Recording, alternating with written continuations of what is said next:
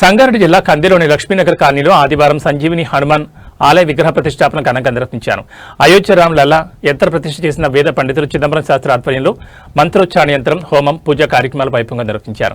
ఈ సందర్భంగా చిదంబరం శాస్త్రి మాట్లాడుతూ రాక్షస సంహారం కోసమే హనుమాన్ విగ్రహాన్ని ఊరూరా ప్రతిష్ఠించినట్లు ఆయన తెలిపారు. హనుమాన్ పూజ చేసిన ప్రతి ఒక్కరికి కోరికలు ఖచ్చితంగా నెరవేర్తాయని తెలిపారు. ఈ కార్యక్రమానికి లక్ష్మీనగర్ కాలనీ, కంది చుట్టుపక్కల గ్రామాల నుంచి భక్తులు అధిక సంఖ్యలో హాజరయ్యారు. నియమనిష్టలతో హనుమాన్ మందిరంలో పూజలు నిర్వహించి మొక్కులు చెల్లించుకున్నారు. ఈ కార్యక్రమంలో పశుపతి పంతులు, వార్డు సభ్యులు తయ్యబ్, గౌస్, భాస్కర్, చెంగయ్య, చిమ్నాపూర్ సర్పంచ్ వడ్డేపల్లి కృష్ణగౌడ్, కాలనీ వాసులు వేణు, సాయి, అర్జున్, కాలనీ హనుమాన్ యూత్ సంఘం సభ్యులు తదితరులు పాల్గొన్నారు.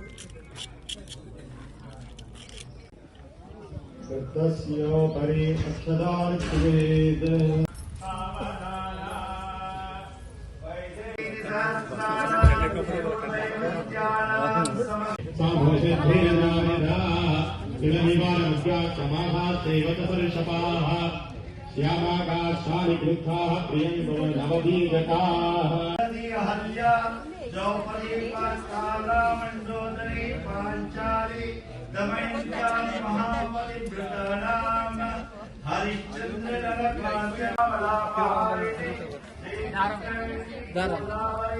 भीमरत्यादि महानदी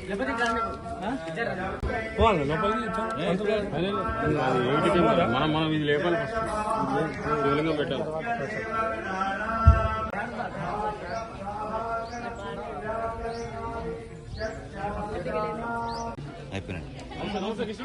నమస్తే కృష్ణ తీసుకురా.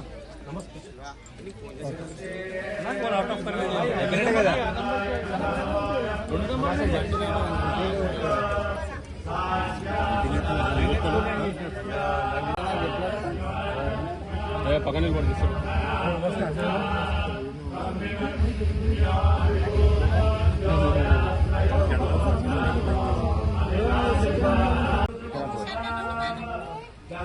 హైట్ ఉండాలి రండి ఏనన్నాగా.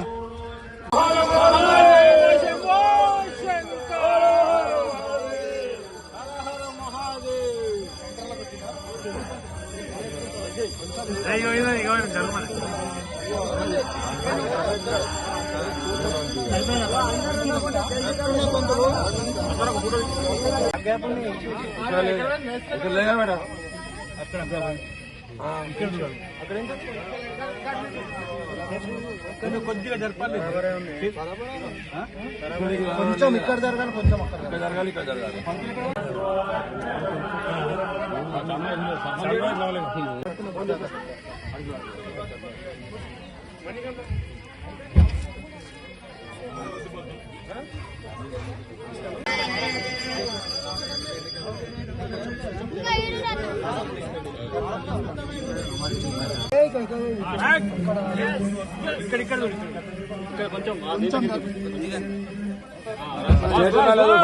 దైపున వాడు చేటు ఉండాలి.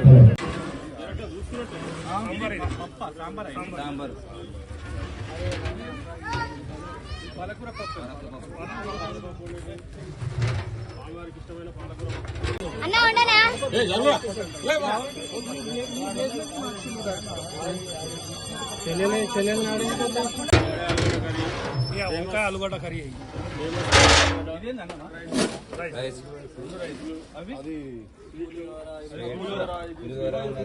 మొత్తం వంట మొత్తం ఇక్కడ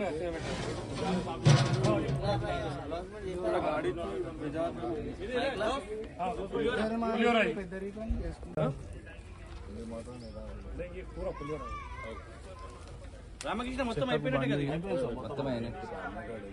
మొత్తం ప్రోగ్రామ్ ఏమో చేసేసే కాడ గోవిందాయ నమః.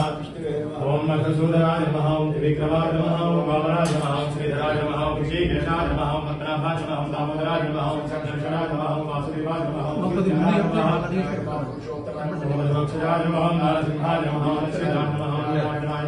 యంత్రమూర్తిస్థిర ప్రతిష్ఠా యాగాఖ్యే కర్మణి బింబస్థాపనార్థం రత్నన్యాసం కరిష్యే ఇతి సంకల్ప్య నవరత్న नवलोहाष्टागन्धौषधे नवधान्यपाद हरितालपाशाल धातु सुवर्ण रजत ताम्राणि यथाशक्ति गृहीत्वा पुण्याहोदकेन सम्प्रोक्ष्य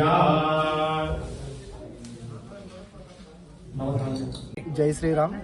ఈరోజు లక్ష్మీనగర్ కాలనీలో ప్రాణప్రతిష్ఠ హనుమాన్ టెంపుల్ ప్రాణప్రతిష్ఠ నిర్వహిస్తున్నటువంటి లక్ష్మీనగర్ కాలనీ వాసులకు మరియు కంది గ్రామ పెద్దలకు, ఇక్కడ విచ్చేసినటువంటి ప్రతి ఒక్కరికి కూడా ఆ యొక్క శ్రీ జ్ఞాన ఆంజనేయ స్వామి ఆశీర్వాదము ఖచ్చితంగా ఉంటుందని చెప్పేసి ఈ సందర్భంగా తెలియజేస్తూ, ఈ యొక్క ఆలయంకు యువకులు కానీ పెద్దలు కానీ ప్రతి ఒక్కరూ ఖచ్చితంగా హనుమాన్ టెంపుల్ నిర్మాణానికి తన వంతు సహాయ సహకారాలతో ఈ యొక్క ఆలయము నిర్మాణంకి అందరూ పూనుకున్నందుకు అందరికీ ధన్యవాదాలు తెలియజేస్తూ, ఆ యొక్క ఆంజనేయ స్వామి కటాక్షం అందరికీ ఉంచి మా పైన ఉంచి ఆయుర ఆరోగ్యాలతోని అష్టైశ్వర్యాలతోని అందరిని ఉంచాలని చెప్పేసి ఈ సందర్భంగా కోరుకుంటున్నాను. కంది లక్ష్మీనగర్ కాలనీలో ఈరోజు నూతనంగా హనుమాన్ మందిరి ప్రతిష్ట జరిగినందుకు కాలనీవాసులకు, గ్రామ పెద్దలకు, అందరూ సహకరించిన కార్యకర్తలకు, హనుమాన్ యూతులు ప్రజలకు అందరికీ నమస్కారం. ఈరోజు చాలా సంతోషంగా ఉంది. ఎందుకంటే ఎన్నో రోజుల సంది హనుమాన్ మందిరి కట్టాలని చెప్పి చివరి కోరిక ఈరోజు జరగడం జరిగింది. కాబట్టి అందరు సహకరించిన యూత్ సభ్యులకు అందరికీ నమస్కారం.